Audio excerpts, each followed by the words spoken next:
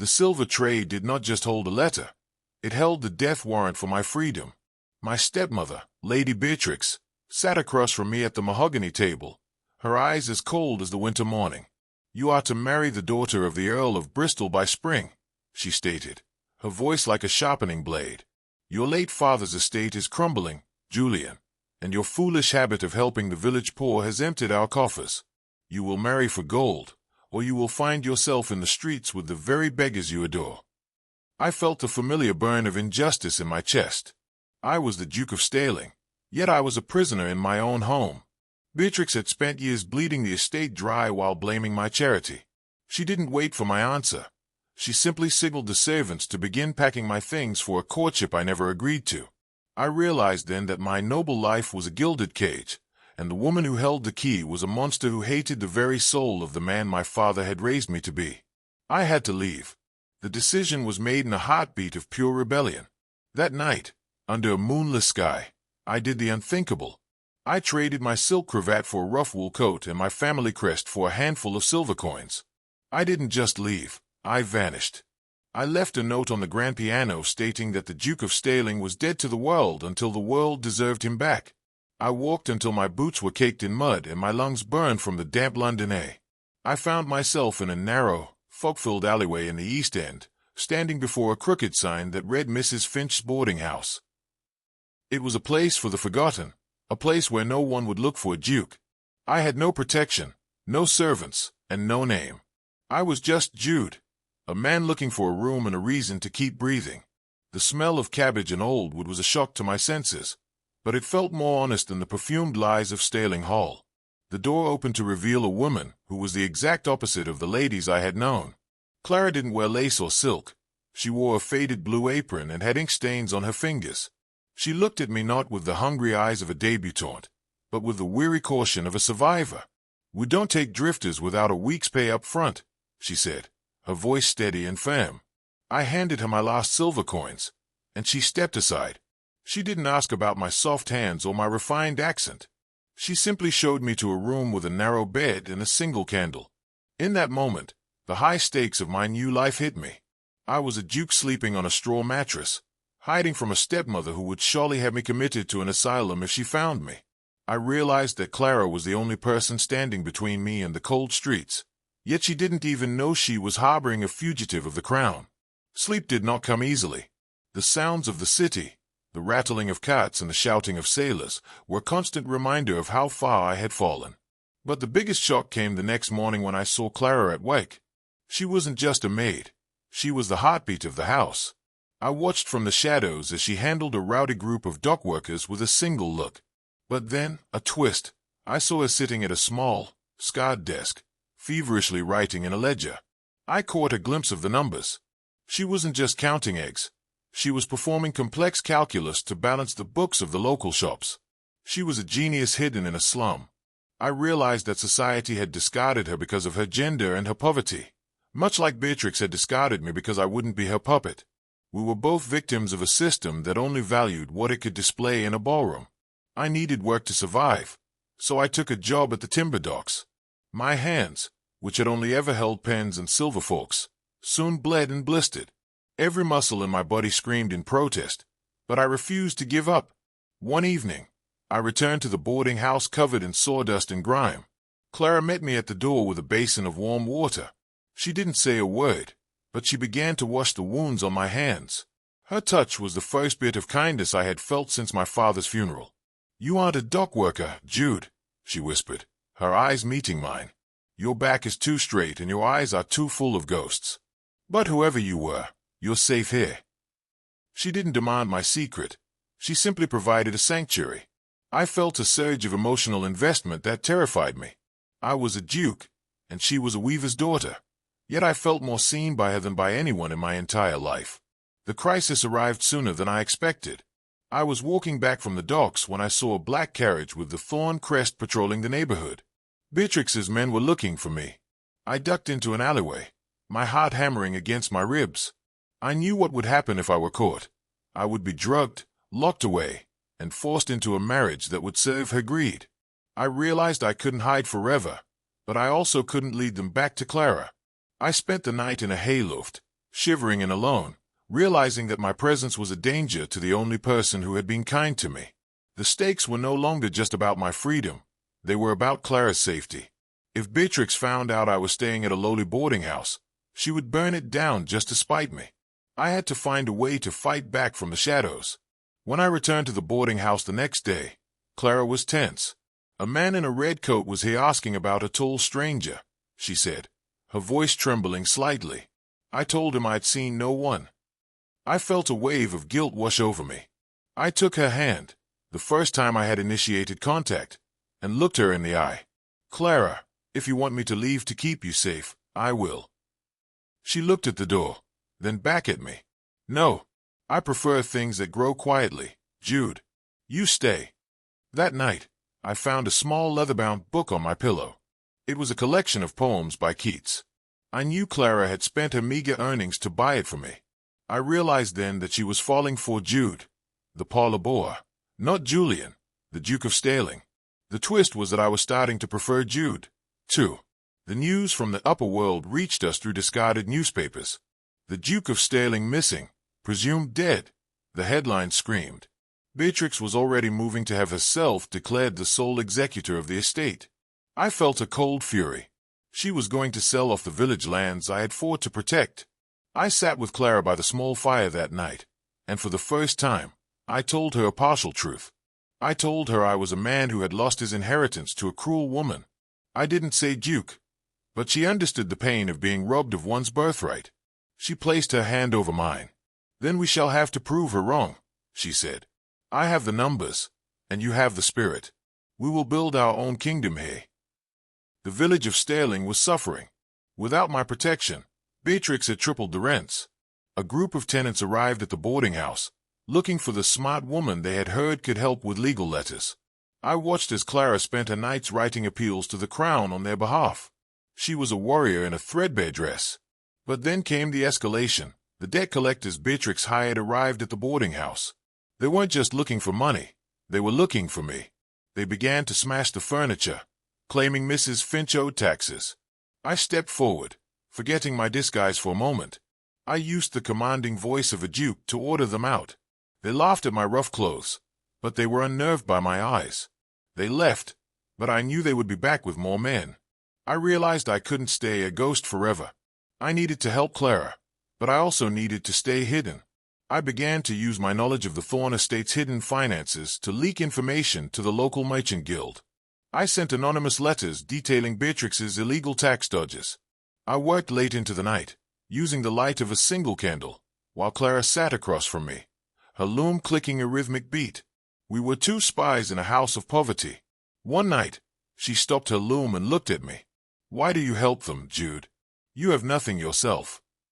I looked at her, and the words slipped out before I could stop them.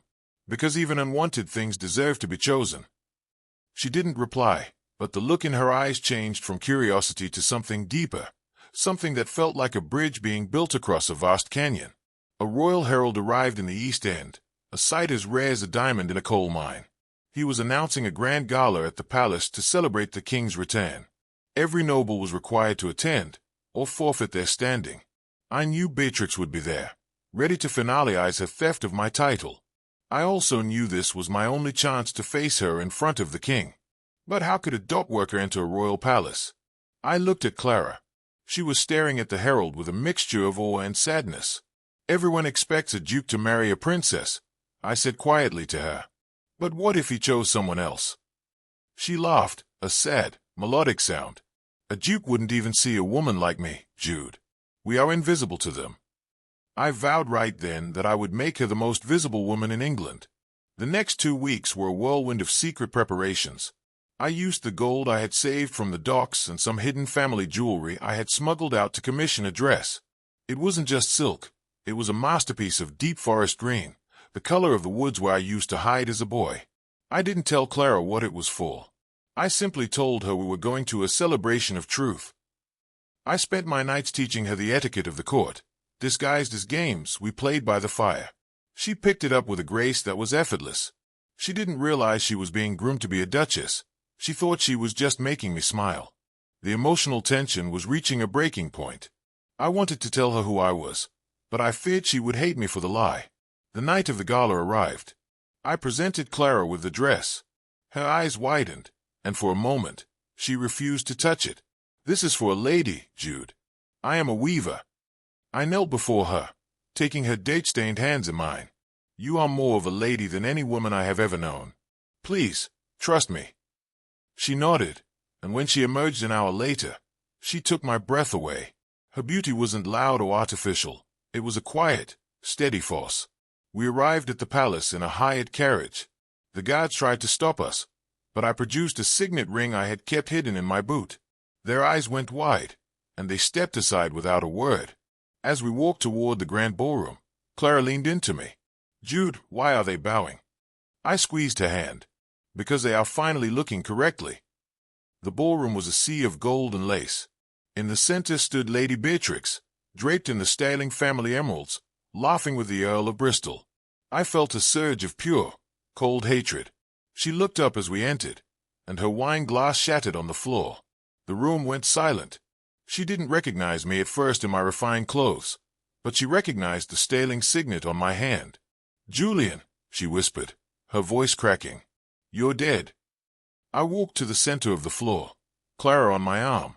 "The Duke of Sterling is very much alive, Beatrix, and I have brought the woman I intend to marry." The shock was immediate. The whispers were like a swarm of bees. Everyone expected me to choose the Earl's daughter, but no one, not even the king, expected me to choose the weaver of the East End. Beatrix recovered quickly, her face twisting into a mask of false concern. "My poor, Matt stepson," she announced to the crowd. "He has been missing for months, clearly suffering from a fever of the mind. And he brings this person as a cruel joke." She turned to the king. "Your Majesty, I ask that he be taken to a place of healing immediately." The guard stepped forward. I felt Clara tremble, but she didn't pull away. She stood her ground, her head held high. "I am not a joke," she said, her voice ringing through the hall. "And the Duke is not mad. He is the only man in this room who knows the true cost of your nobility." The king raised a hand, stopping the guards. He looked at Clara with genuine interest. "And what is that cost, young lady?" Clara didn't hesitate. She produced a small ledger from her hidden pocket, the one where she had tracked the stolen taxes of the Sterling estate. She began to read the numbers with a precision that left the royal treasurer speechless. She showed how Beatrix had been diverting crown funds into her own private accounts for a decade. The twist was that Clara had solved a financial puzzle the king's own ministers had been struggling with. The room was paralyzed. Beatrix's face turned from white to a sickly gray. "These are lies," she screamed. "She is a common thief." But the king was already looking at the ledger. "These are not the works of a thief," the king said. "These are the works of a master. Duke Julian, you have chosen a woman with the mind of a statesman." Despite the king's favor, Beatrix had one final card to play. "A mind is one thing," she hissed, "but blood is another. The Sterling line cannot be diluted by a nameless brat from the slums." But then, a voice came from the back of the room. An elderly man in a monk's robe stepped forward. He was the royal historian, a man who had been missing for years. He looked at Clara, then at the locket she wore around her neck, a locket I had never really looked at closely. "That crest," the old man said, his voice trembling, "that is the mark of the House of Penhaligon. The Duke of Penhaligon's daughter was lost in a fire 20 years ago. She was said to have a birthmark shaped like a bluebell on her shoulder." Clara gasped, her hand going to her shoulder. The room erupted. She wasn't a weaver. She was the lost heiress to one of the oldest titles in England. The revelation changed everything, but for me, it was a moment of deep irony. I had chosen her when I thought she was a beggar, and now the world wanted her because she was a duchess. Beatrix realized she had lost her leverage. In a desperate move, she tried to grab the ledger from the king's hand, but I stepped in her way. "It's over, Beatrix," I said. "The shadows are gone." But as the guards moved to arrest her for fraud, she pulled a small vial of poison from her bodice and smashed it on the floor, releasing a cloud of toxic gas. The room descended into chaos as people scrambled for the exits. In the confusion, Beatrix vanished through a servant's entrance. She hadn't accepted defeat. She had gone to finish what she started at the estate. We raced back to Sterling Hall, fearing the worst. The estate was in flames. Beatrix had set fire to the library, the very place where the original deeds of my father's true will were kept. She wanted to ban the history of the Thorn family so no one could prove anything. I tried to run into the fire, but Clara stopped me. The deeds don't matter, Julian. The people do. We heard a cry from the upper floors. It was my younger half-sister, Elspeth, whom Beatrix had left behind in her madness. Without a second thought, I charged into the smoke. I found her huddled under a table, the ceiling groaning above us. I carried her out just as the grand staircase collapsed in a shower of sparks. I collapsed on the lawn, gasping for air, as Clara knelt beside me, her hands covered in soot. The fire was put out, but the house was a ruin. Beatrix was found a mile away, her carriage overturned in a ditch. She had tried to escape with a chest of gold, but the weight of her greed had literally flipped her world upside down. She was alive, but her legs were crushed. She would never walk the halls of Staling again. As the sun rose over the smoking remains of my childhood home, I looked at Clara. We were both covered in ash, our fine clothes ruined. "I'm sorry," I whispered. "I wanted to give you a palace, and all I have is a ruin." She looked at the smoldering house, then back at me. "I don't want a palace, Julian. I want the man who washed my hands in a boarding house." The legal battle that followed was grueling. Even with the king's support, the other nobles were hesitant to recognize a lost heiress. They put Clara through a series of tests, questioning her memory and her knowledge. She handled them all with a quiet, stubborn grace that made me fall deeper in love with her every day. I spent my days in court defending her and my nights in a small rented cottage, where we lived simply. The twist came when the Earl of Bristol offered to drop his support for Beatrix if I would marry his daughter instead. He tried to bribe me with the funds to rebuild Staling Hall. I laughed in his face. I would rather live in a ruin with Clara than in a paradise with a liar. Clara's biological father, the Duke of Penhaligon, was officially found in a monastery in France, where he had been living as a silent brother since the fire that took his memory. When he was brought to London and saw Clara, his memory returned in a flood of tears. The reunion was the talk of the country. Suddenly, the weaver was the most sought-after woman in the land. Men who had mocked her now bowed to her. The injustice of their hypocrisy made me sick, but Clara handled it with a smile. She didn't seek revenge, she simply ignored them. But she had one request. She wanted the boarding house in the East End to be turned into a school for gifted children of the poor. Just as things seemed perfect, a new threat emerged. Beatrix, from her prison cell, had sent word to a distant Thorn cousin, a man known for his violence and his claim to the title. He arrived in London with a band of mercenaries, claiming that my disappearance had legally forfeited my right to the dukedom.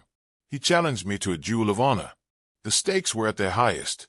If I lost, Clara would lose her protector, and the Thorn estate would fall into the hands of a butcher. I hadn't picked up a sword in months, and my hands were still scarred from the docks. But I knew I wasn't just fighting for a title. I was fighting for the life we had built. The duel took place at dawn in Hyde Park. The cousin was younger, faster, and stronger. He mocked me as we crossed blades. "A duke who works the docks. You've grown soft, Julian." He drew blood from my shoulder, and I felt my strength fading. But then I saw Clara in the crowd. She wasn't crying. She was watching me with a steady, unwavering belief. I remembered the rhythm of the docks, the way we used the weight of the timber to our advantage. I stopped fighting like a noble and started fighting like a man who had survived the East End. I used his own momentum against him, disarming him with a move that broke his wrist. I held my sword to his throat. "The docks didn't make me soft," I whispered. "They made me real." With the cousin defeated, the path to our wedding was finally clear. But Clara had a surprise of her own. She didn't want a grand wedding at the palace. She wanted to return to the village of Staling. She wanted the people who had suffered under Beatrix to be the guests of honor. We returned to the estate, and instead of rebuilding the grand manor first, we used the remaining funds to rebuild the village houses. We lived in the small cottage where I had first found Clara, the weaver's girl. The nobility was horrified. "The Duke lives in a hut," they whispered. But for the first time in my life, I was truly happy. We spent our days working alongside the people, proving that a leader is defined by his service, not his seat. The final twist regarding the Thorn family history came to light. While digging the foundation for the new school, we found a chest of letters hidden beneath the old library floor. They were from my father to Clara's father. It turned out they had been best friends, and they had planned for us to marry since we were infants. The fire that had separated Clara from her family hadn't been an accident. It had been an earlier attempt by Beatrix to seize power. My father had known, and he had spent his final years trying to find her. I realized that my choice of Clara wasn't just a rebellion. It was the fulfillment of a long-lost promise of justice. The Earl of Bristol made one last attempt to stir trouble. He tried to sue us for the emotional damage to his daughter's reputation. He brought a high-powered legal team to our cottage. Clara met them at the door. She didn't need a lawyer. She sat them down and showed them a ledger of the Earl's own illegal shipments through the East End docks, information she had gathered while she was a weaver. She smiled at them sweetly. "If you drop your suit, I might forget to give this to the king." They were gone within the hour. I watched her from the doorway, amazed. "You are terrifying," I said, laughing. She winked at me. "I prefer things that grow quietly, Julian, but I know how to pull weeds." The wedding day arrived. It was a beautiful spring morning, and the rose gardens of Staling, the ones that bloomed longer than they ought to, were in full flower. Clara walked down the aisle of the village church, wearing the forest green dress I had commissioned for her. There was no gold, no diamonds, just a crown of bluebells in her hair. As I took her hand, the priest asked if I, Julian Thorne, took this woman to be my duchess. I looked at the crowd, the dockworkers, the weavers, the orphans, and the few nobles who had stayed. "I take her to be my equal," I said. And for the first time, the entire village cheered with a sound that could be heard all the way to London. Beatrix died in prison shortly after the wedding. Her last request was to see me, but I refused. I sent her a single bluebell and a note. "You tried to bane the truth, but truth is like a seed. It only grows stronger in the dark." She died alone, her name a footnote in a history of greed. The Earl of Bristol was eventually caught in his own web of lies and lost his fortune. The upper world that had judged us was slowly being replaced by a new generation that valued character over blood. We had not just won a battle, we had changed the rules of the game. The story ends on the balcony of the newly rebuilt Staling Hall. It wasn't a fortress anymore. It was a house of light, with wide doors that were always open to the people. I stood with Clara, watching our children play in the garden with the village kids. "Everyone expected me to marry well," I said, pulling her close. She leaned her head on my shoulder. "And you did, Julian. You married a woman who knew the value of a single copper coin and the worth of a man's word." We looked out over the estate, two shadows that had finally stepped into the sun. The man who was never meant to want her had found the only thing worth having, and the woman who was forgotten was now the heart of a kingdom.